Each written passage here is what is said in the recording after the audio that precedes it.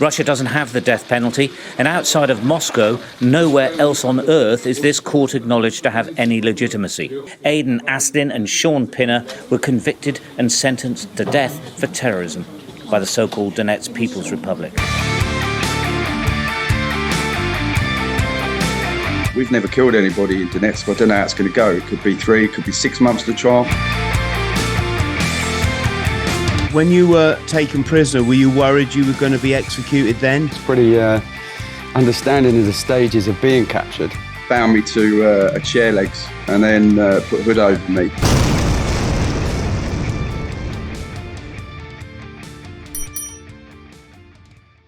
In January this year, I travelled to meet them in the frozen trenches near where they were captured. The invasion hadn't started, but it felt like it was getting more likely every day. Shaun, how are you, brother? Good, thank you. Very good to be home. Looking an awful lot better than when we've seen you in them videos.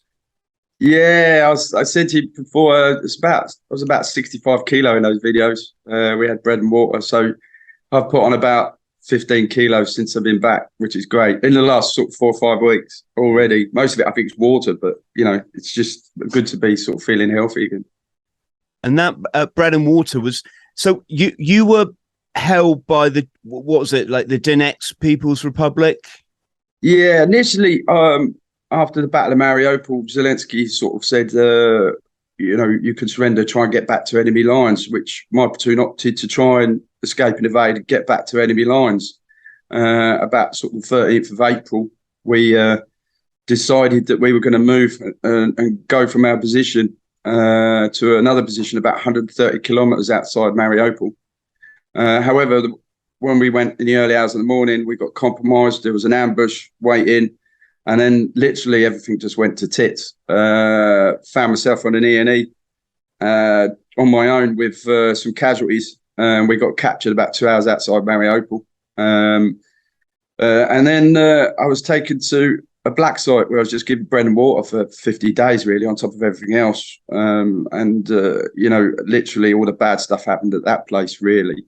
I don't know where it was, somewhere in Donetsk, but generally it was torture. You know, if you pardon the pun, it was just a nightmare. The initial part, obviously, getting captured was, I knew from my army training, I was 9 years in Anglian and I'd done 2-4 mobile, I'd been at SEER school. So, you know, this course I'd done sort of 30 years ago, sort of all came back to me in Mariupol. And literally, so I knew the stages, that the first initial stage of getting captured was going to be the hardest.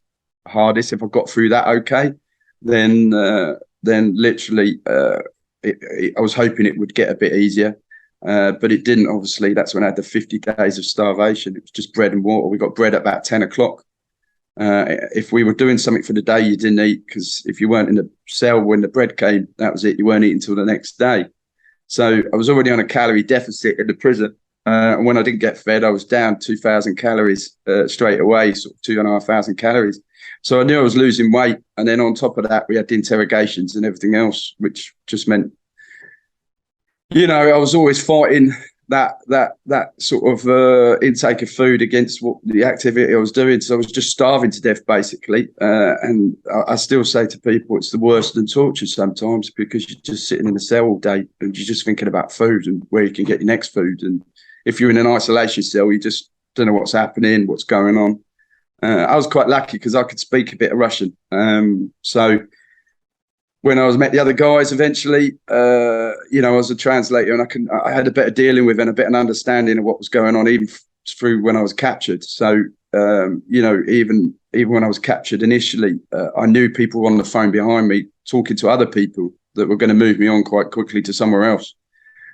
So I just had to stick with it through the beatings and the electrocutions and just keep going through that bit till when I was at the black site, where it all sort of seemed to start, really. When you were taken prisoner, were you worried you were going to be executed then? Yeah, for me, it was the worst time, because they were just torturing you for fun. They were asking you stupid questions, and basically I was taken to a commander, and the first thing they did was stab me in the leg with a knife. Then they cut away all my trousers, trying to look for tattoos. trying to look to see if I was far right, whether I had any Nazi tattoos, or which I don't have any. And then when they weren't happy with that, then they took me to what I don't know for definite, but there was very Spetsnaz looking Russian fatigues, you know, all the good Gucci fast helmets and all the good weapon sights and magazines and stuff. So I'm assuming they were like Russian National Guard or something I went to. And then in there, they took me to like a wet room area, which was like tiles. And I thought I'd had it here. They would bound me to a chair legs and then put a hood over me. So when I got there, I couldn't see much. And then this guy just put paddles on my fingers and just went, "Hello, welcome to Russia." And then just started electrocuting me on the spot, which seemed like go on forever, but it was so intense. You know, I couldn't even feel my leg problem that was just pouring out with blood. And they put a makeshift like T-shirt on it with some Scotch tape to try and sort of put some pressure on it. But they were just electrocuting. There was blood everywhere, and I couldn't feel it. I was just more worried about the electrocution more than anything else. But they were asking me questions, random questions, which was like, "Where are you from?" and "You're Azov." And, you know, they were looking through my profiles online to see if I had any profiles online and things like that. And then a guy came in and put a pistol to my head and pretty much put me down and said, "Now you're going to die." He was just wanting me to scream and stuff, which I didn't do. I thought if he's going to do it, he's going to do it here. And then he just said, "I'm only joking," and just pistol whipped me, just clipped me around the back. It wasn't too bad. I just had a little bruise on the back of my head. And then they beat me, tasered me while I was waiting for some transport because they were moving me to Donetsk, to another site. But it was, I mean, I've sort of skimmed over it a bit. But, I mean, that's the most scared I've ever been because I just thought, you know, these guys weren't asking me anything serious. It was just, I didn't know if anybody knew, you know, where I was. I was separated from everybody quite quickly. And then taken to the net to put in an isolation cell for about 5-6 days on my own. But it's difficult to tell in those isolation cells how many days you're in there because they're built for like disorientation. So you're in there, there's no window. You don't know it's down light. We had a buzzer to wake us up in the morning, a buzzer to put us to bed. Generally, the food just got slid through the door, and then you know, when I first got captured, I fell asleep in the night, and when I woke up in the morning, food was on the bed. I didn't even hear him come in. It was. I was just absolutely shattered. But as soon as I got to the Donetsk, they sewed up my leg, which I thought was a bit strange. They gave me medical, injected me with a painkiller, which made me sleep all night. I mean, I joked about it, sort of saying, you know, I still don't know what they injected me with, but, you know, I'm assumed it was a painkiller or something. I mean, we joked about nanobots and everything in prison. You know, it's like that black humor, you saw that humor you go through to get you get through. But yeah, they're literally. Mate, so long as it wasn't this fucking COVID jab, you'll be all right. To be honest, they actually give us a what I think is called the Sputnik up the nose before we went into the second prison. So they took us to a hospital where we had this like their version of COVID jab. They rammed this thing up our nose and it just hissed, and then that was it. Said we were protected from COVID. So again, I don't know what they shoved into me, but because I had a hood on in this hospital where they were just took all of us to this hospital and gave us this COVID thing. So in between sort of being tortured, interrogated and beaten, the access to the interrogations became at the black site not too bad. They were just what you would expect. But the access to the cell after the interrogations where the problems came in, because the guards just, the minute they knew you were Western, they just absolutely came in the cell, just beat the daylights out of you for no reason.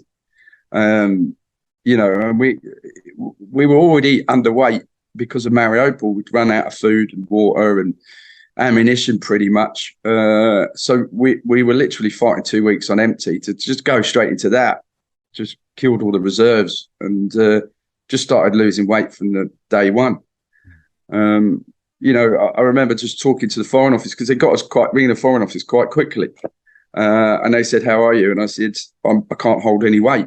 And I couldn't tell her. They wouldn't let me tell them that we weren't eating.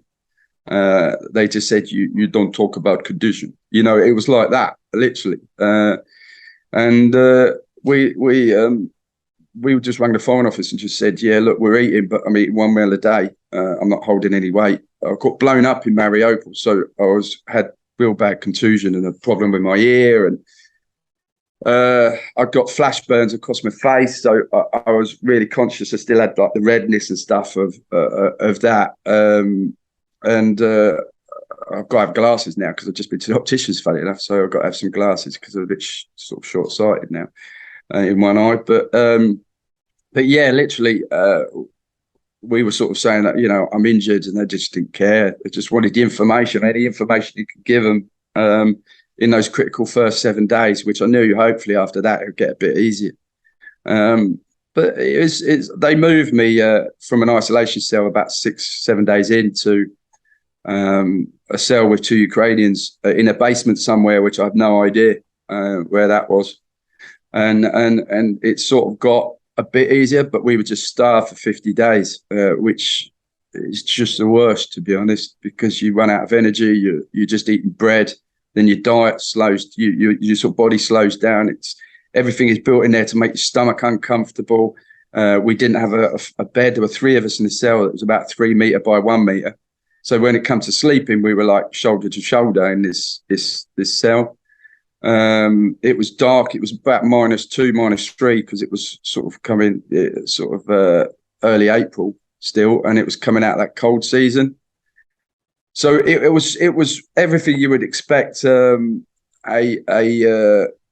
prison to be, or you know, a prisoner of war camp to be at that period, and we didn't know what was going to happen because I'd not met a Westerner. I didn't know he was captured, and I didn't even know there was Ukraine until sort of the NGOs were captured about a month later. They turned up. About 3 weeks later, they turned up. So I had no idea if there was Ukraine, whether I was going to see my wife again. I was in a cell with 2 Ukrainians who thought exactly the same thing, didn't really understand why they were there, and just didn't know if we were going to get home again. So it was one of the most scariest times, the scariest time of my life, really. Mm. Both men knew their fighting for the Ukrainians was controversial, but both could prove they were professional, contracted soldiers, not mercenaries. Yeah. I married a Ukrainian. I've got every much right to be here. And the guys, it's taken me a long time to integrate here. So the guys know I'm not, a war tourist or a war junkie. And I'm with an organised unit, I'm with the government, and I'm with a contracted soldier. At what point did you find out that you were going to be, what was it, facing a firing squad, wasn't it? Well, we'd gone through a long period of time, approximately about 50 days in this black site. And then even we went to the prosecutor's office and he said, "You're going to trial next week." And we went, "Well, that's great." They said, and he was on to say, "Look, we've never killed anybody in Donetsk. I don't know how it's going to go. It could be 3, it could be 6 months to trial." Well, it was like 1 month, the trial, from nearly capture. So we were going to be moved, and the prosecutor said, "You don't even look like the pictures in your social media accounts anymore." He said, "I think I'll move you to another prison." Well, which I take that as admission we were being badly treated. And then they moved us to another prison just before the trial. And that's when I first met, really, all the people. So the NGOs, I met, again, Dylan and Paul Yuri. I met the Swede, who was out there, Matthias, and then when we was at this prison, Andy Hill turned up at this prison. We didn't even know who he was. He just turned up at this prison from somewhere else. And we all got put in this second prison just before the trial, which then they started to feed us up a bit, give us 3 meals a day. But it was just like kasha, which is like porridge consistency. It's just, it's dreadful. But for me, it was like the first meal we had, I threw it up everywhere. My body just couldn't take it after 50 days of bread. So it took a while to get used to the food again and water, and the water was like different shades of yellow. So, and they just said to Ukraine had restricted the water into Donetsk, so you're going to get what we get. But they were walking around with bottles of water, spring water. But yeah, generally the water was just, you couldn't drink it. You had to boil it for 10 minutes, and maybe you'd get all right. It was a 50-50 gamble. But they were kind enough to give us a boiler to boil the water in. But we really had nothing at this new prison. They wouldn't let us have any books. So we just sat looking at the walls. We made a chess set. But when the trial came round is when I first met Aidan again, because obviously I knew Aidan before we were captured. And then he turned up at the trial, and it's the first time sort of really had a chance to talk to him and see that he was alive, really. And he was looking a bit better than we did. But he was at another prison, so I didn't see him through the whole time. But we were just telling him about our experience and trying to get this trial out the way. And we had they appointed us a lawyer, but this lawyer we didn't see. She would work for the prosecutor and the MGB, which is like the FSB equivalent, but in Donetsk.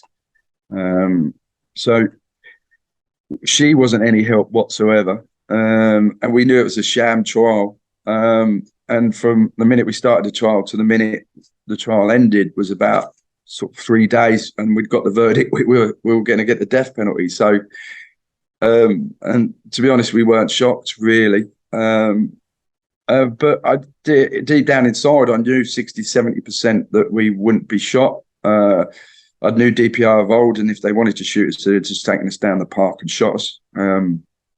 I knew we had some sort of value because quite early on they wanted to stop exchanges for Victor Medvedchuk. So I knew it had some sort of value. And one of the Russian soldiers had told me that he'd caught, with Ukrainians had caught a general and they want a general back. So I was pretty hoping that, you know, they would exchange us in exchange for this general that they were captured, who I don't know. But he just said, yeah, you captured our general, you're going to stay here till we get him back. So I was always assuming the reason they were stitching us up and beating us and then fixing us and trying to get us exchanged, I was kind of hopeful that we were going to get exchanged, but you just don't know. And when the death penalty came in, I think we were just like, it's 50-50 really. Don't know what's going to happen. And then we just had to go back to the second prison, meet the guys and just say, yeah, we've just been sentenced to death. And they were like, you know, you can imagine it's quite quiet in there. And because the other guys had to go next for their trials, so they didn't know if they were going to get sentenced to death too. So it was quite a quiet time, a scary time. But I was pretty sure still from the calls we were getting that they were getting us to ring home, that I was still pretty sure that 60-70% we'd get on an exchange. When, I don't know. We were planning to stay till next year, so. You know, we literally thought we wouldn't be going anywhere till winter finishes and spring comes. So it was absolute shock when they just told us to pack our things. We're going on a journey. Gosh. And Shaun, the reason for this severe sentence, because obviously that falls outside the Geneva Convention, is that because they claimed you were mercenaries? As opposed to changed the narrative. The narrative changed the whole time we were there. And what we realised, there were a couple of important people we didn't mess with. We don't know, but we thought they were FSB. They were clearly controlling the situation, and they seemed to be switched on. Their interrogation techniques were good. They would have the same voice for if they offered you a packet of cigarettes or talk to you about a film you must see if you do get home. A Russian film, obviously. You know, they would talk to you in the same voice, and then they would electrocute you on your ear, and it would be the same voice. There wasn't aggression in it. It was the same sort of tone, which for one guy, I called him the voice. He was just, every time I heard him, when I first met him, I was worried and you know, thought, you know, anything can happen. Actually become quite reliant on him. I was quite pleased when he was in places because he wasn't unpredictable. If he was pissed off, he'd tell you, and if he wasn't, he'd give you cigarettes, Marlboro and stuff. So I generally quite preferred him than I did when other people tried to be the FSB agent or the interrogator who really had no idea. And a lot of the MGB guys couldn't remember their lies or couldn't remember what they'd said in the previous meeting. And they were just, it was come across as quite cowboyish, you know. But they, you know, there's not much you could really do. It was, you had meetings where you just thought, I didn't plan on this. You know, when they made us ring all the agencies within the UK to get us known, which you know, I was speaking to the DVLA, you know, and I was thinking, why are you getting me to ring the DVLA? you know, and I was speaking Barbara at DEFRA was on a coffee break for 5 minutes, you know, this is a bit beyond me, she was saying. And I'm going, she said, have you tried the Foreign Office? And I was like, in a minute, I'm going to die if you don't do something, you know, and they were getting me to ring these people up. And I just thought, and they did it to everybody. And I was just thinking, this is a waste of time. So, but clearly what they did was their technique was to really ask you some questions. You would ask the questions home. You would contact the media at home, and then they would spend 2 weeks looking at the media for the response and let the British media do all the work. And they would then question you on what the media's found out and what you're portrayed, what you look like you're portrayed as within the media in the UK. So they were just sort of really funneling information back to the UK and just getting the media to do all the dirty work, and then just, you know, like I said, looking at that over the next couple of weeks, and then you go back and have another round of questioning, which was strange sometimes, you know. But after we got sentenced to death, we sort of picked ourselves up a bit. We decided we were going to fight from inside the prison. We'd made some friends, not friends as such, but just, you know, people we got on with, some trustees of the prison, which was really strange. One of them was a cannibal that was been there for 20 odd years, and another one was a meth dealer that had been in 5 times in 17 years, and they were the trustees. It's just like, hey, mate, were the guys. There's your scran and your bloody drugs sorted out. What more could you want? Ask for? Yeah. So we literally spoke to them. They got us cigarettes and stuff and helped us where they could. And we give them stuff back, and we were talking to political prisoners within the DPR system.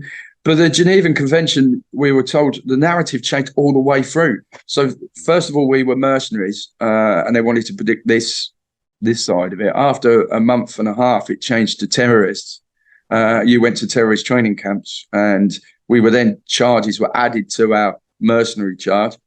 You know, and then we became sort of mercenary terrorists in a way. And I was just like, if I've never been in trouble with the law ever, and if you're going to get your first sort of indictment, having a life sentence and 2 death penalties, it's like, we were just joking about that, going, I can't believe it. I've never been in trouble for anything. And then look at this, you know, I'm showing the other guys, I've got a life sentence and 2 death penalties. So it was very, very unusual. Yeah, but then you know, we were told we were Nazis at the start too. So we became Nazi mercenary terrorists. It was just like, can you keep adding anything on, you know? Hey, go big or go home. Yeah, I was like, oh, well, hold on. And they knew we had the Russian Federation, we knew had been provided with our contracts. And myself and Aidan had been out there, you know, for 5 years. I'd married a Ukrainian. I'd lived in Mariopol. We'd worked as contract soldiers with the Ukraine long before February 24th. Shaun, originally from Watford, was a section commander. He'd been living in Ukraine for 4 years. Back then, he couldn't have known how accurate his prediction on this war would be. If they come across the border, we're outgunned. We haven't got air superiority. We don't have a naval fleet, very strong naval fleet. But Ukrainians fight, so we'll give them a bloody nose, that's for sure. You know, we'd made lives out there, and you know, so they just decided to ignore all those facts that were presented to the Russian Federation. And next thing you know, Americans turned up, and they weren't even fighting in Donetsk. They were captured, and like the NGOs captured in Ukraine. So we knew that they were just sending people to Donetsk because it was a grey area that they could then execute them, which then we started to really worry, because when they turned up, we just thought they're sending all foreigners here, because they don't care if they're contracted, they're just going to send them here and execute them. So then we did sort of really get a bit more worried about this could be the end of it, you know. So we did fight them in the prison, which we were successful in getting a month delay on the next trial for the next guys. We'd hatched a plan and said, look, we know the media is going to be there. So we're going to talk to them about how we were brutally tortured and how we were under duress when our testimonies were taken, and they did it, and they got a month and a half delay on their court case, and that was it. We were then home a month and a half later. They never actually got their verdict. So the whole thing was just, surreal. It was just, it doesn't feel like it's happened really. 6 months 7 months we were captive and fighting. It just seems like we were, a couple of weeks, if you know what I mean. All that condensed down, it just doesn't seem like it's really happened. But we're just so glad to be back. The first day here, I just took my socks off, because in prison you don't even get wind. So I was trying to describe to my parents, and she said, "What are you doing?" I said, "I'm just standing out in the rain and feeling the wind." It's we hadn't had time to sort of it all to sink in. So when we got back to the UK, I just stood outside. Mum said, "What are you doing?" I was feeling the wind. I hadn't felt the wind for 7 months or seen the sun for the majority of the time. So I said, we've been locked in a cell for 23 hours a day for every day, and it just gets boring. We had good guys who we were with, but even the best guys, sometimes the conversations dry up. You've got to be careful of that, because then you get what we called the weight around your neck. So then we had to pick people up, because everyone goes through those stages, and you have to identify the stages. Then we pick people up who and we were generally really good as a team doing that. Like I said, the humour, including the Americans, and was amazing, and that kept us going. We talked about food a lot. When the Queen died, the Russians told us the Queen had died, and John Harding just shouted from another cell, "God save the King," and then it rippled all the way through the prison, which was quite an emotional time. And then things like that you remember forever. I shared a cell with the Moroccan Brahim, who's quite a funny guy, doesn't stop talking. And the guard had to come down and tell us to stop laughing, because there's a camera in the prison cell in the dark side. And we were just making jokes through the day, and the guard kept coming down, going, "Stop laughing, or I'll stop you make laughing," And we would just start giggling. But every time we cracked a joke, we had to turn away from the camera and just start chuckling to ourselves, But it's that humour that we found every day in the slightest little thing, like going for a shower. We got beaten all the way to the shower, beaten in the shower. And it was the first shower we had in like 2.5 months. And it was a comical thing coming out the shower, because we had hoods on, and all the guards were lined up with 3 of us, including Brahim. And we were shouting, they were shouting left. They wouldn't guide us in through the doors. So we were smacking our head on the doors, smacking our head on the walls. They were pushing us down the stairs. And when we got in the cell, I was breathing in the cell, like labouring, going, and Brahim's in there going, and he just went, "I don't want to go for a shower again." And it's those humours, and we still talk about it now, the shower we never want to go on again, And but when we got back, the bruises all came out, and obviously the cuts and stuff, and you reminisce and talk about it. But generally, I was in good fighting spirit. I felt fit and held out quite well within the prison.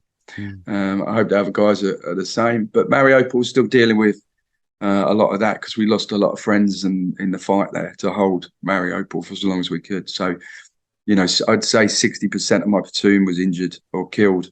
We lost all our 3 BTRs through airstrikes. So we're dealing with that, and families have still got POWs over there. And they're contacting me and saying, "Have you seen him? Have you seen my husband?" And I'm like, "Yeah, I saw him in April. He was all right. I know he's a POW." And we've had to give some bad news too. So we've had to deal with that since we got back. Shaun, let's just go. I just want to tell your story a bit. So you served in the army, did you say? Yeah, I was an Anglian for 9 years, yeah. Is that the Royal Anglian Regiment? Yeah, I started in the 3rd Battalion, and then they got amalgamated with the 1st Battalion. So I went there to Colchester, and then I went on a joint operations to Bosnia with the 2nd Battalion. I was part of 2-4 Air Mobile, so it was a good time for us then. And I was also recce with Anglians as well. So I'd done 3 years in Northern Ireland, 2 Bosnia tours prior to to go into Ukraine. And also I volunteered in Syria to help the Kurds in 2016. So I was pretty genned up with militias and got my medical quals and just really enjoyed the life, something different. I'd worked in waste management for sort of 15 years, running my own business and working for other people, and I just got sick of the same old. And when I found myself, my son's all grown up and put him through uni, and I've found myself single. I just wanted to do something different. I didn't want to sit behind a desk all the time. So I had friends doing this, kept in contact with people, went to Syria, enjoyed that. And then that led me on to Ukraine about a year and a half later. So, Didn't that get you in trouble, though, the fact that you'd had previous military experience outside of the British military? I mean, like in Syria and this sort of stuff. Yeah, Syria was a bit of a. I never got arrested when I come back. It was a bit of a grey area. I really enjoyed my time meeting, but I went with a medical team out, the tactical medical unit out there. So I wasn't really fighting essentially on the front line. I was a medic. Generally, it got me a lot of problems when I got back, but no major ones. I wasn't arrested. I just assisted the police in inquiries and stuff when I came back. And they were happy with that. I'd kept in contact with the consulate while I was over there saying I'm coming back. And, I was kind of trying to be transparent as I could. And I met some, amazing people over there, Kurds, and loved every minute of it. But then when I came back, I tried to get another job doing waste management and commercially, it was just, I was just bored again. I thought, well, going back to, I want to do something good. So initially, I went to see some friends in Ukraine. I didn't go over there to fight. I didn't really understand fully the Ukrainian, well, not like I do now. So I went to Kiev, and then somebody gave me offered me possibly an instructor's role with National Guard. So I went over there to see what that was all about, and they had a lovely house on the beach. The base was on the beach in Mariopol, and the sun was out, and it was beautiful summer. They ran us through a selection process, 12 of us. So I thought, hopefully I had it in me to do it still. And 3 of us got selected. So I was part of National Guard. And then I'd worked with Azov for 2 years, which is totally different to what it was in 2014. They'd been brought into the military, and that was only my only concern working with them. And then I met my wife in Mariupol. So that was, sorry, the dog's kicking off. Met my wife in Mariupol. And then I stayed. I really loved it. But I knew working with Azov, the stigma of that hadn't changed. Even though, there wasn't, I'm not a Nazi, I'm not going to tell you they're not there. I had a debate with someone sort of saying, no, it's been brought into the military. The Ministry of Defence run it. It's a very good tactical unit. It's got more money spent on it. And generally the guys there are patriots of Ukraine. And the training is much better. And if you're a soldier, you really want to train with the best people. You want the people you train with to know that they're not going to run. The Ukrainian military is very hit and miss. My unit in the Marines was very good. They didn't have alcohol problems. They fundamentally had a training system, a training plan. But I knew it was a better move for me to go to the Marines and work towards my residency and citizenship, but away from that, away from those guys, because the press and what they relay back to the world about what Azov is isn't what Azov actually is. I remember reading an article in a paper saying there were thousands of British and Europeans that were going into Azov, this far right group. We were just looking around, and there was like 3 instructors, and that's it. The rest of them were Ukrainian, and we were going, "Well, who's writing this junk?" And for all intents and purposes, you fight with people who are fighters, and yeah, there are some guys in there that have those beliefs, but as long as they don't break the law, and we're all above board, the enemy of my enemy is my friend. So you fight with the guys, and it's their country. So I'd never had a problem working with them, and they were thoroughly professional. a lot more professional than the other units, and that led me to go on to the Marines, really, which then they wanted me to do their Air Assault Brigade, which is Air Assault Company within the battalion. A battalion historically was from Crimea, so it's a very nostalgic battalion, the first battalion. So at 47, I think, I was jumping out of planes and helicopters. They put me on a parachute course. I was the first Westerner to pass the parachute course, all aspects of it, including night jumps, combat jumps. And then I was the first Westerner to jump as a Ukrainian soldier, along with Aidan. So we did all that, and their patience was amazing, because if trying to teach you to pack a parachute in someone's teaching you in Ukrainian is very hard, but your language comes on. So they had a lot of patience with us, and it was one of the best things I ever did. We did fast rope joint exercises with the Americans, the Canadians, the Swedish, and then I was probably first Westerner ever to be a BTR commander. So I was like, it was just surreal. I loved every minute of it, and loved the army. You know, I always loved the army. So to go back and do something like all those things again was just, for me, amazing, and getting paid for it, and then having a wife. And it's one of the highest paid jobs in Ukraine at that time. If you worked on the front, you did all that. It's my biggest employer. So I felt if you were going to get a citizenship, you give something, you get something in return. So that was the deal we had with the Ukraine government when we signed a 3-year contract extension. So for me, it was amazing. And then obviously the war hit. We lost our house and everything in Mariupol. My wife had to move into central Kiev, and that's where we ended up fighting for Mariupol. And that's just basically my background, really.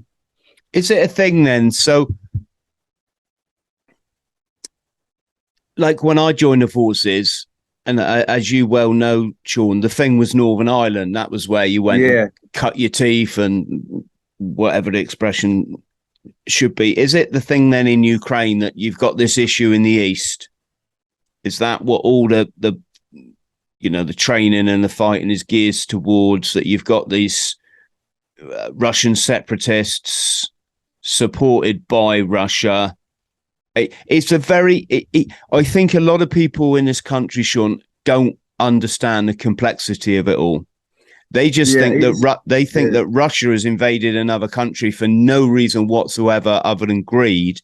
They don't know the significance that a third of that country is actually, what would we say, Russian speaking? For instance, so my wife's predominantly a Russian speaker.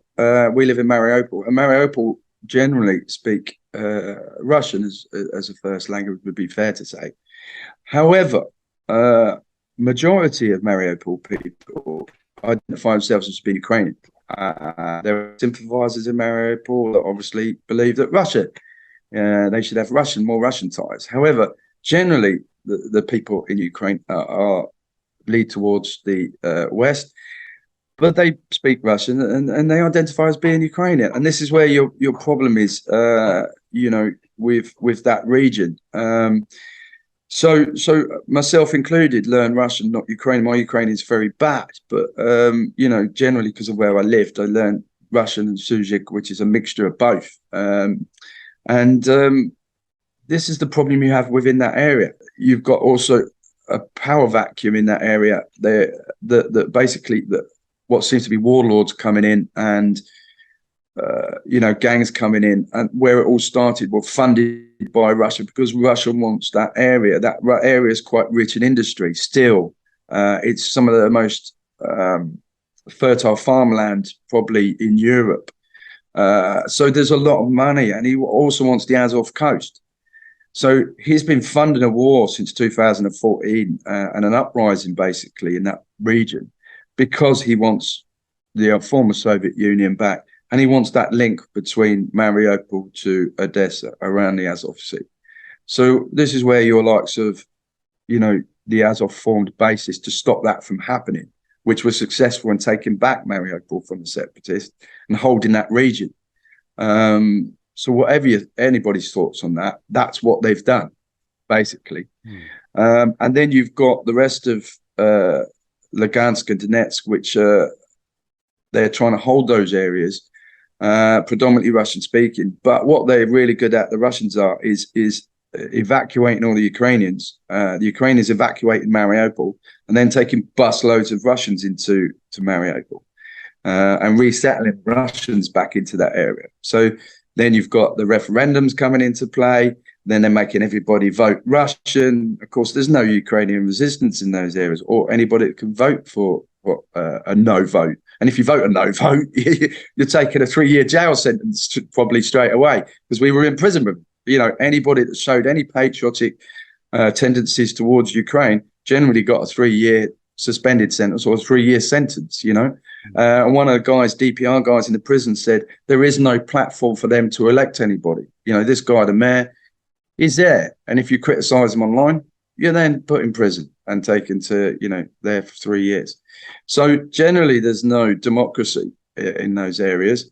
It's a false democracy. And then I referred it to the Bosnia in the 90s.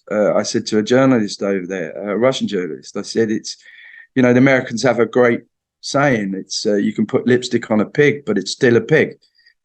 Is it identical to the ethnic cleansing that was going on in Bosnia, ethnic cleansing of Ukrainians in Ukraine by Russia? It's pretty much like that. And, you know, for all intents and purposes, they called it Nazi cleansing, but that's how it's described. I said it's ethnic cleansing. You know, I've seen this in the 90s. It's exactly the same. And they're stealing the properties, they're stealing the houses. When I did a media broadcast to Channel 4, I think, which got me a lot of sort of viral. They just bombed a school. They carpet bombed everything with Grad. They didn't care if you were a Russian sympathizer when they came in or Ukrainian. They just carpet bombed everything. Just wanted Mariupol to take that back. So now I find it quite hypocritical watching them saying they really care for the people in Kherson and really care for the Russians in Mariupol. They didn't when I was there because they just bombed everything. You know, whether you're a Russian or Ukrainian. So it's a very difficult area. The whole region is a very difficult area. But Russia, make no mistake, they really do want it for the geography and the Azov Sea, really, and the importance of the money aspect of it with the, you know, the minerals, farmland, and steel that they can, factories that they can get working, get moving on. Shaun, why did the Minsk Accords, why were they not stuck to what I'm just going to say, from the outside perspective, it looks like Zelensky and what we would call his controllers are obviously not interested in. They're not interested in that. That's peace. That don't make money. Yeah. So can they be resurrected? Or I mean, for me, I think there has to be, my personal view, there has to be a change in leadership for any peace deal. I mean, the way I described it to someone recently was they were sort of saying, well, Ukraine's not entertaining peace. And I said, okay, so if Scotland took all of Northern England and Liverpool to Yorkshire, Leeds, all got taken by Scotland, would you then negotiate a peace deal while they're still holding those areas? Of course you would. And of course, now Ukraine's actually held, and now they're actually taking ground. Why would anybody want to talk peace when I think somebody else used the words, it's like a wolf chewing at your leg? Why would we want to talk peace while that's going on? You know, so they want these areas back. Kherson is very close to my base in Mykolaiv. So I know Kherson, and families of the soldiers that fought in Mariupol, some of them live in Kherson, occupied territory. So while dealing with that, they've had to deal with that, that their families are now in Russia. So I saw some very brave men still working in Mariupol, knowing that their families are in occupied Russia and they wouldn't know when they would see them again. So, you know, they want to take these areas back, and they're getting help from the West, quite rightly, because Russia won't stop with Ukraine. If Russia gets into Ukraine and beats Ukraine and takes Kiev, they're going to be linking up with Transnistria. Next stop's Moldova. They're already pushing into Georgia, you know, and moving the boundaries in Georgia. And Georgia's got its own problems with Russia. So, you know, they're constantly trying to move west. You know, and my experience in Ukraine is, one, it's not a Nazi country. It's a beautiful country you can go on holiday. Amazing scenery, very much like England in some aspects. It's a beautiful summer climate. It's nothing like spring and summer in Ukraine. But now, obviously, with the war, it's very difficult to go. Kiev's one of the most beautiful cities, you could ever go to. And it's just changed all aspects of Ukraine. So quite rightly, we've got to stop Russia, and I still believe we've got to stop Russia from making any further gains in Ukraine at all costs, because it just won't stop. They'll just move into Europe. Do you really believe that, Shaun? I mean, I'll hold my hand up, and I don't know everything. Of course, I don't. Don't pretend to. I just wish we could all have peace, because I've lived, worked, and travelled now all round. I've seen more of the world than I think anyone ever has. Anyone that I know, put it that way. And all I just meet is lovely, gorgeous people. I've had the odd run in with people, but I just messaged my mate there this morning, Vadim. We explored Antarctica together, and I've just messaged him to say, have you been mobilized? Just because he'll just tell me straight, and he'll tell me. And I think the thing that tweaks people's concern is when you look at Zelensky, and I'll just say it, and I don't judge anyone, and I don't hold nothing against no one, Shaun, but he's a fucking jumped up prick, right? And he's been brought to power by Kolomoisky, who's what we call global mafia. These are the boys that they've got their little club. We ain't in it. You ain't never going to be in it. I ain't never going to be in it. The public are just going to suffer more atrocities for years and years and years to come. And it's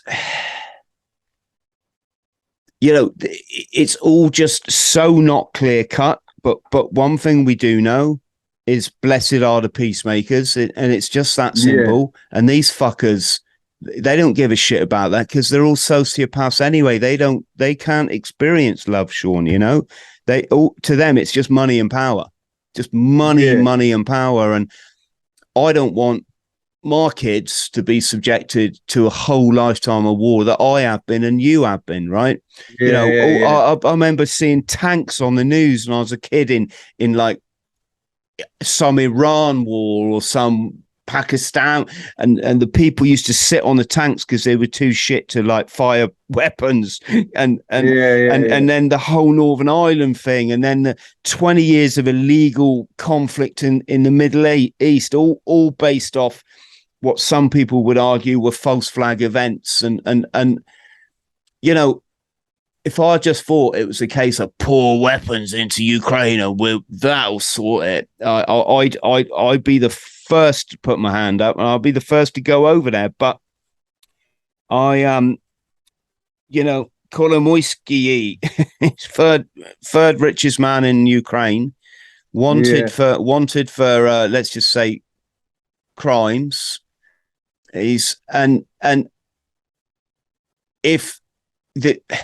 If we're not careful, that beautiful country that you described, I have no doubt it's beautiful. There's a few quirky things like the tying people to lampposts. Perhaps we'll come on and talk about that. But, people are beautiful and country is beautiful, right? But if we're not careful, that country is just going to be used as a proxy site for all the arms companies in the world to offload all their shit, all their old stock, right? Most of which will go on the black market. It won't actually go to the front line, as I'm sure you must have experienced yourself. The people are going to suffer. It's just going to get smashed to hell.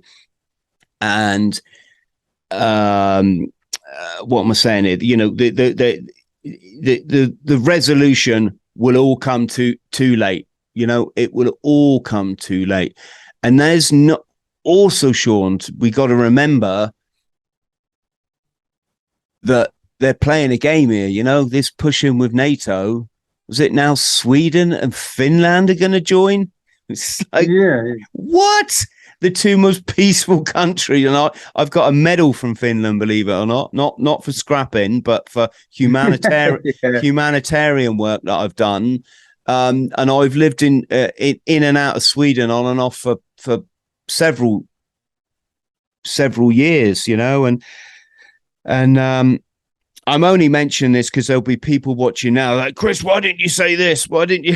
I'm like, guys, I've said it now. I've said it. All right. But this is Shaun's story, you know, so I'm not going to like force any, but just more interested, Shaun, to see like what you've been through, and it is awful, you know, it is awful. At some point in life, we're all going to have to get along. Yeah, absolutely. You know, look, I'm the first one to say I don't hate Russians. They asked me, I said I don't hate Russians. I hate Russian foreign policy, and by extension of that is the soldiers that are in Ukraine, that are obviously Russia's arm, basically.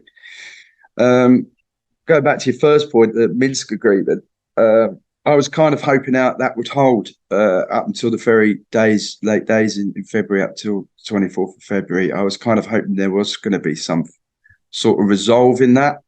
However, obviously, Putin must have had these other ideas for a long time prior to what he was saying to the media about the Minsk Agreement and his commitment to it, because already he was planning, months and months before.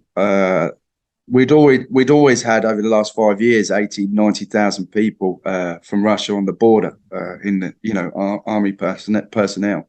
So we'd lived with that for 5 years, and every year they said the Russians are coming in, and every year we go, that ain't going to happen, you know. But I used to say to him, you can't leave that size army on the border without something happening at some point. That size army is inevitably, the longer it sits there, the longer it's going to have more problems. So I knew even up to a few days before February 24th, I was talking to my wife, and even she said, I don't think it's going to happen. We're brothers. We always talk like this, but it's never going to happen. And the general feeling was it wasn't going to happen. It's just more rhetoric. So when it did happen, I couldn't have been any further on the front line. I was in a forward observation post further than the front line, just listening out to see and looking to see what was happening. And when we had to extract back to Mariopol, the realism of that was just phenomenal. It's miserable. War is miserable, and I tell everybody, and anybody said, I've had calls with people saying, I want to do what you do. I want to go over there. And I try my best to go, don't do it. If you can't speak the language, if you can't understand the geopolitics of it all, if you've got nothing to offer them, and don't go to a war based on morality. Oh, they're having a hard time. I want to do something, so I want to shoot. Don't go to it. So those are my 4 points I give everybody that texts me with that. Just don't go. And I said, if you want to go in the winter, you have no idea what it's like fighting in -30. And you can't just go and leave. You're there in the middle of it. You're in the middle of it, and you could get surrendered. You could get captured like me. You've got to be committed, a believer, to do it. And if you lose the reason why you go to that place in the first place, I've seen Ukrainians go nuts and go doolally because they lose the belief in why they're fighting in the first place. So for a Westerner to go over there and want to do that, they seriously have to believe in what they're doing to go over and fight for Ukraine. By extension of that, I totally understand where you're going through. I wasn't particularly a Zelensky fan when he took over. My opinion was he got voted in on no policies. He just got voted in on a show. However, he is going to the front lines. Where do you see Putin? He's going to the front lines, Zelensky. He's in his fleece. He's walking out there. He's the face of Ukraine. He's winning the social media side of it, by all accounts. Whereas Putin's hiding in a bunker in his suit, going through generals like toilet roll.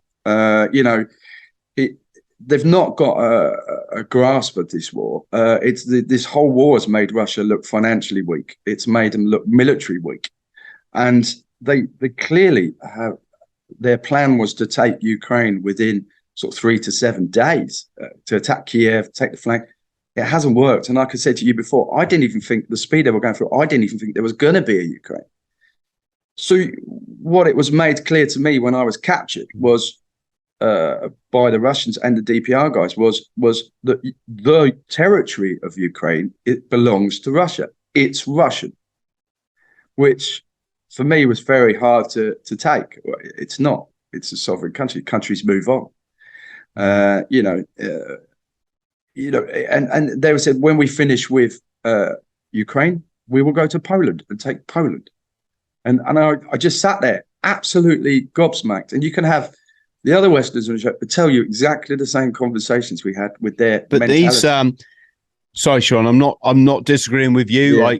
I hear what you're saying, but we all know, these are just people that have listened to their mainstream media. That in the Russia, it's propaganda. Over here, it's been, I listen to. I mean, I'm on a few Russian Telegram channels, so and Chechen ones, and some of it's laughable. The Chechen ones they've got this like use of language that is. It's like you'd have when you were about 22. It's almost, they haven't quite called people gay yet, but it's bordering on that sort of childlike. They refer to everyone as the Nazis or the Bandera, and absolutely, and the shaitans, and it's, I get sick of it, to be honest. This is my channel members will know what I'm talking about now. This is the difference between enlightened people, folks, and unenlightened. They're bought into the matrix. They're bought into the war, the peace, the taking sides, and it's all about not owning your own mind. And this is what the global controllers are really good at. And Putin works for the global controllers the same as Zelensky. In fact, Zelensky doesn't. He's just a puppet at the end of a string. It's Kolomoisky that they're all in a big club, and we ain't in it. But, obviously. Yeah. Shaun, I really I'm loving your story, mate, and I love your honesty. It's refreshing. I got a few things there I just want to get through. Liz Truss, have you spoken to her? I understand she wrote to my parents when I was in captivity. We had a lot of thanks for Liz Truss for helping us, assisting with us. When she became PM, we actually talked about it in prison. We were like, well, I had no idea what a politics and a reputation was like, but obviously working with the Foreign Office, we were really happy that somebody was now PM who knew we were already. She didn't have to chase it. She knew all about us. So we were quite happy about being PM. But she wrote to my mum. We got a lot of thanks for her and the Foreign Office, because the Foreign Office she was running was really, really good. They helped us when we got to Saudi. They gave us clothes. They told us not to worry. When we rang them, they were dialogue, giving us information on the phone. They were, the crisis team was amazing. Even to the point where when we came home, they wanted to help with my wife's visa and stuff to get her back here. And, they've been really amazing. And they're sort of... Are they, Shaun, are they that way? You were a fighter. I mean, you were a serviceman, right? Yeah. Service person. Do they treat the mercenaries with the same? I don't know. I can't speak on that. I was very made clear I was a contract soldier from the start, just doing a job I really loved to do. And my social media show you that I love to do it. I was cooking, jumping out of planes. Who wouldn't like that? I got another stab at a job I really loved at 48. I was fit as I've ever been, and for me, it's one of the, we used to joke about it all the time. And the hardest time is when Mariopol, my boss would still go, he spoke really good English. And he'd go, Shaun, best job in world. I go, yeah, best job in world. It's like we joked about it. But it is, for me, it was a major job I did from when I left school at 16, 17. So, I don't know if they treated them any differently. I know for a fact, like I touched on before, that Azov is not the same Azov as it's portrayed in the media. Generally, those guys, if you're a Westerner that works with them, you're not on a contract. So as far as I know, the two people that were working with them were generally treated the same way. But I don't know. I don't really know, to be honest. The Legion is still a Legion formed. I don't know too much about it. It was formed when I was obviously a captive, so I don't particularly know too much about Legion. I've not come into many contact with people in the Ukrainian Legion, so I don't really know too much about it. But the Marines and stuff, I could talk. Great bunch of lads, and we were treated very well by the Ukrainians. By the Russians, not so well. So the whole Nazi thing is like most people don't know their history because they watch like a Steven Spielberg film and they think that that's history, and it gets, folks, it gets complicated.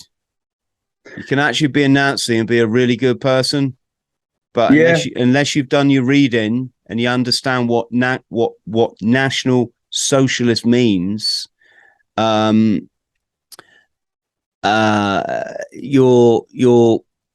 got this, I don't know, I think people have this vision of like these stormtroopers.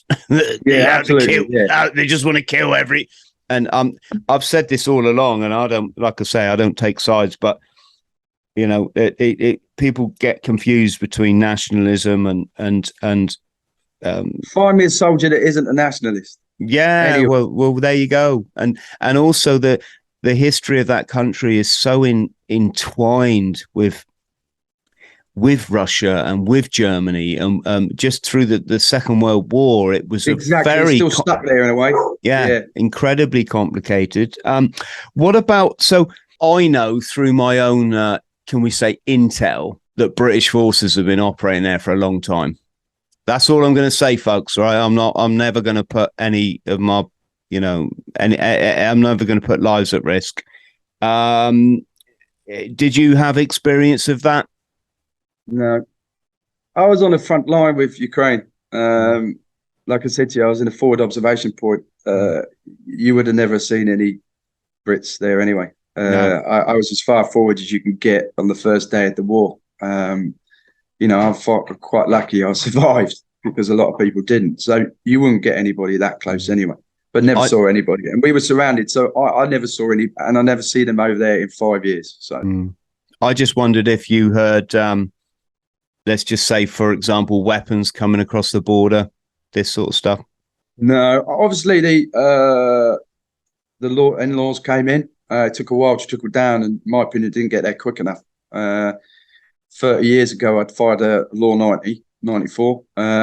Suddenly I became an expert within my platoon with the new N-Law that I'd never even seen before. And I'd just gone full circle 35 years later. Now I was an anti-tank instructor, and that was like 2-3 days before the invasion. So for me, they came a bit late. But apart from not seeing the anything else really from that aspect of it. So these billions of tons of ordnance that are being poured in by countries like the UK, I think Poland is one of the biggest ones next to USA. There's a few things going on here, isn't there? So first of all, what a country declares it's giving in, I'm just going to use quote unquote aid, whether that's, what do they call this? There's a name for it. They come up with this stupid fucking name. It's like packages, like negative aid or so. It just means like weapons basically. But what a country declares it's giving and what they actually end up giving is usually two very different figures. Yeah. Having said that, we've seen from the hymnals and this kind of thing that arms and equipment is reaching Ukraine. Would you say from your experience, is that reaching the front line, or do you think that's going to, the Americans are talking about like it's something stupid, like billions upon billions of dollars. And I'm just wondering if you saw that equipment or because unfortunately, no, because this came about after the Battle of Mariopol, the majority of it. So I can't really sort of comment on that, only from what I've seen in the media, which for me, I don't trust the media anyway until I get at least, 2 or 3 sources from on the ground. But generally, I do believe it's getting there. But I really have, I've not been back to Ukraine. So literally, I was fighting in Mariupol, captured, released, sent to Saudi, and then come from Saudi to England. So I haven't seen anything aspects of the war at all, only from the media. And my experience there is having just sat through 6 months of Russian media about the war, and then coming back to this side and seeing the media here about the war. Obviously, I heard the radio broadcast and everything in Russia. They just, their media is quite filtered. So if there's any negative information on the radio when I was in Russia, generally we thought it would be 10 times worse than they're reporting, because they just report little problems. So that means it has to be a really big problem over there to even put it on the radio. And from working out there and places like that, you can see the best information is from guys on the ground. And I've just taken 3-4 weeks off. I really just spent it with family, who I never thought to see again, and my wife. So I haven't really sort of caught up with any of that. It's nothing I could sort of really comment on at the moment. What, Shaun, can you explain the geography of the Azovstal steel plant with respect to where you were? I was in Illichar, north of Mariupol. So the steelworks runs in little mills all the way across Mariupol. We set up a perimeter around Mariupol, and I was in Illichar, which is the north part of the steelworks. And how far from, say, the centre of Mariupol is the steelworks? Like in kilometres or miles? Well, you've got it's difficult to sort of say. We were about 3 or 4 kilometres from the centre, really, not very far. We were guarding one of the main MSRs into Mariupol. It never materialised, but we were expecting tanks and BTRs come rolling through where we were. However, we just got bombed by artillery for a lot of time and airstrikes. So generally, we sat there as sitting ducks really for 5 weeks. We had recon trying to break through the lines a couple of times.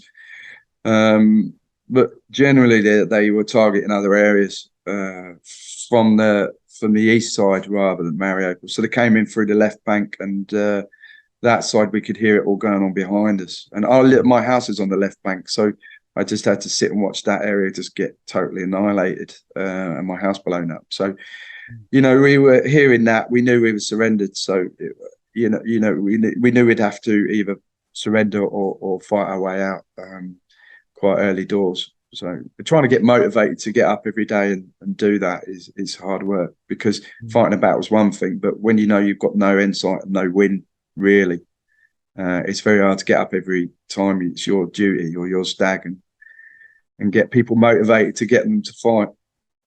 But a lot of people stayed, didn't they, in that plant and fought it out. Well, I guess they probably weren't doing too much fighting, but no, I believe that there were two sorts. They gave the opportunity for people to surrender, which I didn't, or you could break out. We broke out. I believe a load of people stayed to surrender and negotiated deals with the DPR to surrender in Illichar. I know the Azovstal plant, which had the Azov guys in underground. They stayed on for another 3 weeks underground in an underground bunker before they surrendered.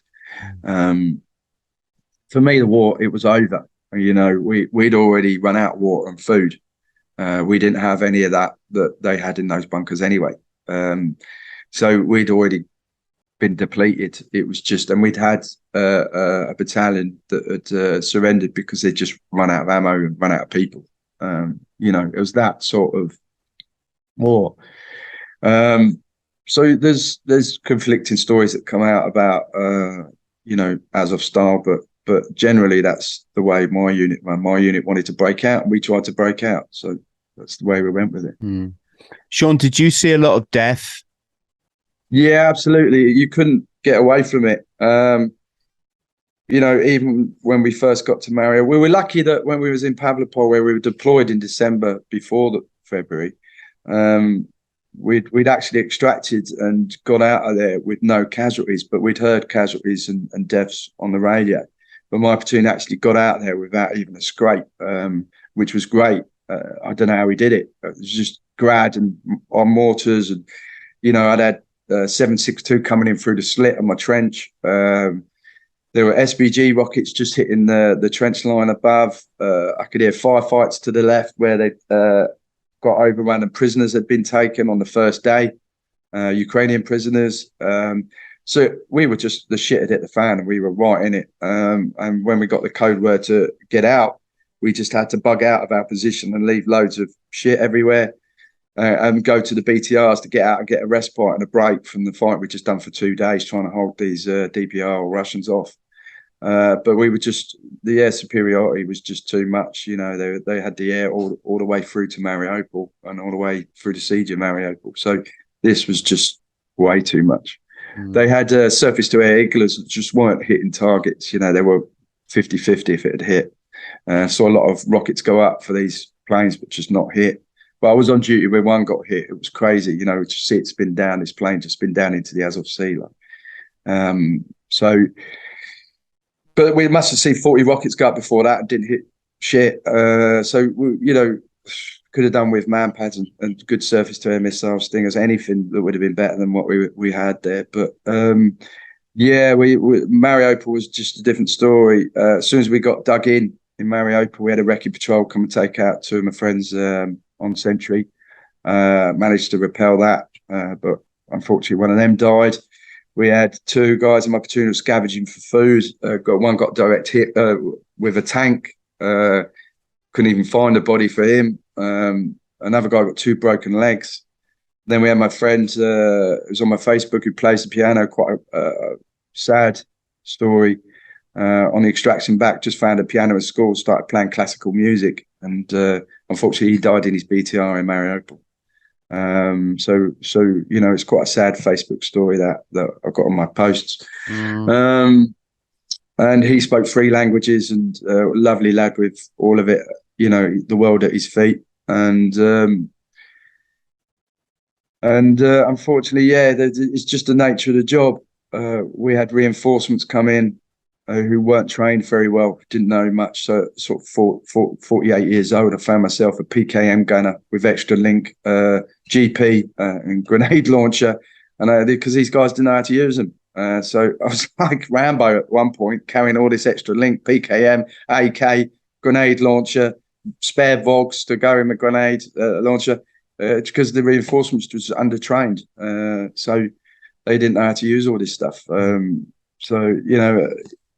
that we just ran out of people every day. We didn't know if you were going to come back, and because we tried to take cover in the sewage works underground from the artillery and the mortar strikes. We tried to rotate people through so you could hear all the airstrikes and all of it coming in at night, and then you go out and there'd be like 2 people less than there were when they took over from and that's just unfortunately the area we were in.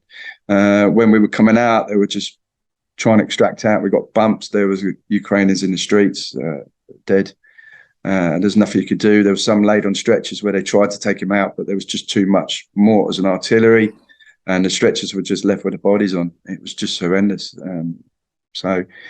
But that's the nature of war. You've got to keep pushing people, especially if you're commander. You can't think about that. You just got to keep pushing people because you're responsible for their lives. My PC was amazing. He was. Last words I spoke to him were, how are we going to get out of this shit? And he went, I don't really know. He said, but we're going to move.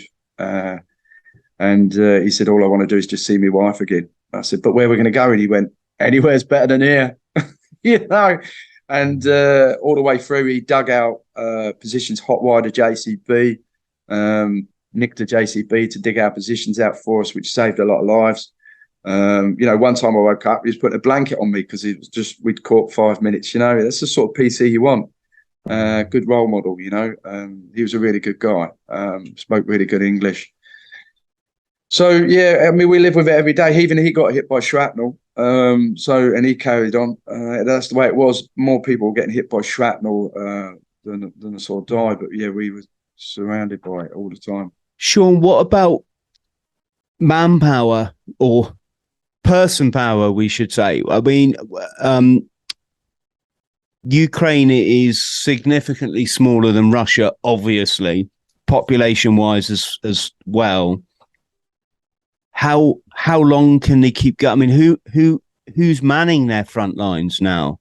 Because what we hear here, certainly if you access alternative media, is like it's just been decimated, and yet obviously the mainstream media is going to keep telling you that they're winning, and you know, this is the bear they're going up against, who I would imagine, whether they might be a bit shambolic or what, they've kind of got infinite resources, whereas Ukraine is a tiny country, and maybe they're getting the weapons piled in there by the USA, by UK, etc. But where are the soldiers coming from? Because there's only so many people in a country that can fight or want to fight or know how to fight. They must have been taken out by now, have they not? I spoke with guys that obviously Mariopol. I can talk about that, but the rest of it I don't really know the situation regarding that at the moment, because I've only been home like 3-4 weeks, so it's like I'm still catching up with stuff. But the standard of guards, the obviously anybody up to 60 years old has been called up into the military in Ukraine now, including women are serving as well. I don't know the age range of that, but women are considered in Ukraine to be able to serve. So, you know, in what capacity is down to the leadership of Ukraine. But yeah, certainly the guys we got were motivated, and it was explained to me, we've got nothing else. This is our country, you know, very patriotic, and this is why they're fighting so well. Yeah, they might be undermanned. Yeah, they training is not great in Ukraine, but their commitment to fighting is because they don't want to be a part of Russia, and this is their country. And every person I met felt like that. You know, were leaving families back and fighting, even if they were undertrained.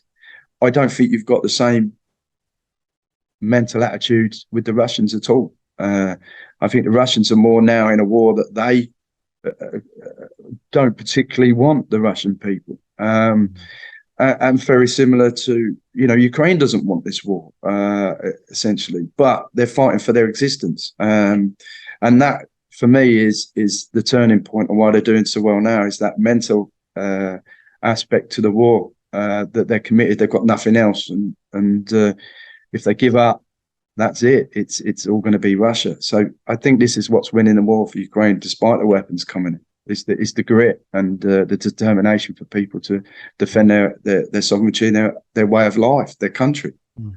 Is it not? And I'm sorry if I'm going over old ground, Shaun. I'm just trying to understand for myself. Would they not just be better going, well, look, this third of the country wants to be Russian. They got Russian passports. They speak Russian. They live Russian. Their culture's for the sake of like not having the whole country destroyed by further warfare. Is it? I'm just asking this. I'm not suggesting it'll carry on. It won't stop. You can arrange a ceasefire now. We've done this with the Minsk. We've done this with Crimea. It won't stop. But they say that Zelensky broke the Minsk Agreement. It's we were under very controlled, tight laws about opening fire. I can speak from ground level. If we wanted to return fire from the separatists, we had to go through layers. Our commander, he had to go through his commander, layers and layers of you can fire onto separatist positions before the war. Very much in the 2 weeks before the war, on February 24th, their artillery just picked up, and still then we were still restricted about what we could return fire on. Don't upset them, don't push the agenda. And that was just my unit. I could speak on, I don't know what's happened further down the line, don't know what happened with other units, but we were very controlled about whether we could return fire. And we got opened up on all the time. And still had to just bite the bullet and hold and not fire, return fire back until we got the order we could. So, from my experience in two tours, even the year before, we were very controlled in our responses to any separatist attacks or provocation. And I think you'll find a lot of guys that worked with the Marines will tell you the same thing. So I don't see that. I see what's happened now. He was saying, yeah, he entertained Macron, I believe, in the last-ditch attempt to save the Minsk Agreement, saying, he was committed to it and blah, blah, blah. But he'd already made a decision to invade, and he's just going to keep coming. We do a peace deal now. He's just going to keep coming. He'll get resettle his troops, and in 2 or 3 years, go at it again. Take bit by bit, bit by bit, bit by bit. And, you can't trust this man. The only way a peace deal's ever going to come around is if Putin's relinquishes his power, which I don't think he will. I think he's got himself into such a state he doesn't know how to get out of it now without losing face. And Russian premiers don't tend to like losing face, so they'll go on till the end. Yeah, it is a bit. It's always a bit of a red flag when someone wants to be in power for so long. Yeah, I know that he swapped roles so he could stay in power. he did a bit of a fiddle there, didn't he? But it does. You do think dictatorship, basically. Shaun? Can I just get your thoughts, right? Because things are kicking off now in Georgia and Chechnya. I believe, if I've got this right, it's Ikaria in Chechnya have now just suddenly kicked up and said that they want independence and they're going to fight for Ukraine. You've got Abkhazia in Georgia and South Ossetia, which are also, let's just use the expression, kicking up. Can you shed any light on that, or do we all really. We just need we need to do some more research, don't we? I do need to do some more research. I have come across look, as I said before, this whole war, we had one perspective of Russia. As far as I'm concerned, and what I can see, is that before the war, Europe was very divided, with Brexit, and a lot of the states were very divided. What this war done is brought Europe very closer together with a common goal. Whatever Putin's foreign policy is backfired. It's now been his army that we thought was very powerful, very technical, very able, has been left wanting. And it's made his army and military look very weak. And obviously, with the sanctions financially, Russia it looks very weak as well. So I can't understand the value of this going into Ukraine and still persisting with this war in Ukraine. Everything that the foreign policy that Russia has built this war on, and the narrative has changed month by month. And I can't think this has only just been a negative exercise for Russia. This whole thing, if that's the right way to phrase it, it's the worst thing they could have ever done, and they've got themselves into now a very long war, with no end at the moment, which is no good to anybody. I was going as far as saying on interviews recently, I was thankful that somebody in the DPR in Russia said, the contract soldiers, we can exchange it. Again, I go back to it. I don't hate Russians. Just the foreign policy is bizarre. And you only have to understand and live out there for a long time to realize, I think there's a lot of internal problems within Russia that will materialize over the next 6 months. And Putin will be under a lot of stress and a lot of pressure now, what with his appointment and his absolute bad handling of this whole thing. I think we could see some changes maybe next year. I hope so. It's a funny old situation, because if you think NATO was what kicked up for the Cold War, wasn't it? This alliance, this Western alliance against Russia, basically. I don't know, Russia maybe stroke China, and yet now we haven't faced that. Although the media trying to build it up as clearly going to trying to build it up as that it's another Cold War. But then you've got, like I say, Sweden and Finland joining NATO. You've got Ukraine there right on the border of Russia who wants to join that. It's like, that's not good behavior either, Shaun, is it? You know, come on, let's be honest. That's not good behavior against a sovereign might like Russia. I mean, all this stuff doesn't get a mention in Western media. Not the implications of it. You know, it's a bit like, you know, if you're in England and suddenly the Isle of Wight has now joined the force that's basically against or designed to be against you. You know, with all the military configurations there and strategies and training exercises and and you're supposed to sit there and go, yeah, that's fine. Either way, oh, you know, oh, look, Guernsey's just gone now. That's okay. Oh, look, my geography's a bit shit, but whatever. You know, oh, look, Ireland's just joined. No, that's fine. Now we'll just sit here and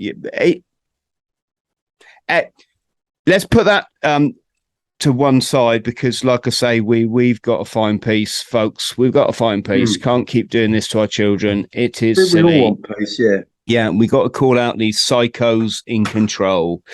But what I wanted to ask you was, were you familiar with Wally, this Canadian sniper? No. You didn't? I've heard of this name, yeah, but I don't know. No, I just wondered if you had any dits to spin about Wally. Nothing. I spent a lot of time away from Western. I mean, because you weren't in the Foreign Legion at all. No, you were actually a regular Ukrainian soldier. unit. Yeah, I'd spent 5 years working with Ukrainians, not Westerners. And I wasn't in a legion or anything like that. I was actually ingrained into Ukraine. So, you know, I could speak language. I could, you know, I'm married to Ukraine. I lived there for a long time. So I wasn't actually, and all this sort of formed after I was captured. So I'm not even familiar with what's happened. And a lot of the people that are over there now, I don't really know. So, Shaun, my last question, and this is, well, not just personal interest, but I think it should be of interest to all of us, is what's the thing with the tying people to lampposts? I don't understand. I don't know what you're on about, to be honest. Okay, if you Google like punishment in Ukraine, yeah, you're going to get hundreds, if not more, pictures of people strapped to lampposts with Ukrainians or sympathizers, Russian sympathizers. No, this is nothing to do with a war. This is just like if you commit a crime in Ukraine, I don't know, maybe you like. I certainly have never seen it in 5 years. Yeah, well, everyone's going to be doing an internet search now. Yeah. It's people taped to lampposts in a semi-state of clothing. Some of them have been stripped from the waist down. And it just seems a little bit kind of rough justice for what we're used to here, you know, where we kind of try and let the police deal with everything and go through the courts and this kind of thing. I just wondered if you had any take on it. No, I had no idea, but I'll certainly have a look afterwards. But yeah, I have no idea about that, really. Yes. You're talking to someone who's just had rough justice in Donetsk and Russia, so it's like, yeah. I have no idea. I only mention it because I know people in the UK that have opened their houses up to Ukrainian. We're going to call them refugees, right? That would be the, you know. And I just think, I wonder if English British people are a bit naive about, because I think it's come back to. I think it's amazing what Britain have done with the refugees. To be honest, having you know, for example, my commander's child's now at school here to get them away from the country in the war. I think that's really great what they've done. And he said, "Oh, my daughter's near you," and I was like, "Really?" You know, and he said, "Yeah, we've got her there for safety. She's now in school in the UK." I think it's amazing that they've done that, and they're taking children to the extent of families and saving families. I think it's amazing. Certainly really would promote that as really, really good thing England's done, really. Not a bad thing. Yes. We'll chat about England's immigration policy another day. Shaun, that's way beyond my pay grade. What does the future hold for you, mate? What are you looking forward to? Are you going to stay? Are you going to stay over here? Yeah, for a bit. Obviously, my wife's there. She works for an NGO. She's working with refugees over there. So I have to go back at some point, but not immediately. I'm just resting. I've got some problems with my back and my hips from my trauma from there. So I can't really do anything until that's healed. I'm still through that healing process. So, it's still a little sore and my back's got some problems at the moment, which I've never had before. And like I said, I touched on my eyes, just getting my glasses and stuff sorted now. And I have to sort of look at that. But really, I just want to promote Ukraine where I can and use this platform like with yourself to talk about what people, what you want to know and what you want to hear about from the ground level. Because I know for myself that's the best source of information, not the media, a lot of the time. So you really do. And there's a lot of these wars attract a lot of mixture of people. People that want to glorify themselves, stick them on YouTube, see it as an opportunity to get money. You get your believers. I always say there's three types of people that you really get over there: believers, the killers, and the runaways. Really, a lot of the time, if you're a foreigner and want to go fight over there. So I put we've put the time in. The guys that got captured, we were working out there, but I still want to continue and help rebuild it when the peace comes. Hopefully, that's what I want to do. If people ask me if you go back and do it all again, I said, yeah, absolutely. Knowing I'm alive at the end of it, yeah, of course I would. But somebody else said to me, "You religious?" I said, yeah, for the last 6 months and every day. So I'm glad to be back home, to be honest, and see my family and stuff. So really appreciative of that. Shaun, you've been an absolute legend coming on the show. Thank you so much. No problem. Yeah. I hope, I always say to people, look, put all this shit behind you now. Don't. Otherwise, if we start thinking too much on trauma shit, we start setting patterns in. It's fucking forget about it now. Yeah. Tomorrow's a great day. The sun is shining and beautiful. So much love to you, Shaun, and your family. And please, thank you. Yeah. No, please go steady. Look after yourself. There's going to be a lot of hawks out there, no doubt, want to get their claws into you. Yeah. But mate, you're always welcome back on the show at any time. If there's anything you want to come and say. In fact, I hope we'll try and do a follow-up interview in the next few months. Yeah. Mate, stay on the line so I can thank you properly. But to everybody at home, massive love to you all as well. I hope you appreciate Shaun coming on and showing us a side of this conflict that we're not going to get to see because most of us haven't been there. If you could like and subscribe, friends, I'd really, really appreciate it. Click the notification bell and we'll see you in paradise.